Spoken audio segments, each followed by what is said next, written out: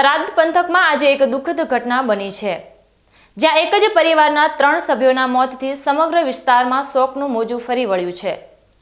થરાદ પાસે આવેલી નર્મદાની મુખ્ય કેનાલમાંથી 2 બાળકોના મૃતદેહ મળી આવ્યા છે। 2 દિવસ પહેલા એક મહિલાએ પોતાના 2 બાળકો સાથે કેનાલમાં ઝંપલાવ્યું હતું। ગઈકાલે મોડી રાત્રે મહિલાનો મૃતદેહ મળી આવ્યો હતો અને આજે સઘન શોધખોળ બાદ તેના 2 બાળકોના મૃતદેહ પણ કેનાલમાંથી બહાર કાઢવામાં આવ્યા છે। આ ઘટનાની વિગતો એવી છે કે ગઈકાલે થરાદના મહાજનપુરા પુલ નજીક નર્મદા કેનાલ પર ચપ્પલ અને મોબાઈલ પાકીટ મળ્યા હતા, જેના આધારે ફાયર બ્રિગેડની ટીમે તપાસ શરૂ કરી હતી।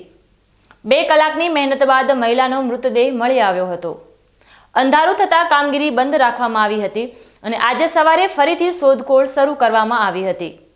ફાયર બ્રિગેડની ટીમને જમણા અને જાણદી પુલ વચ્ચેથી પ્રથમ બાળકના મૃતદેહની જાણ થઈ હતી। ત્યારબાદ બપોરના સમયે બીજા બાળકનો મૃતદેહ પણ જમણા પુલ પાસેથી મળી આવ્યો હતો। હાલ પોલીસે આ મામલે તપાસ હાથ ધરી છે, પરંતુ એક જ પરિવારના 3 સભ્યોના આ અકાળે અવસાનથી સમગ્ર પંથકમાં શોક અને ગમગીની છવાઈ ગઈ છે।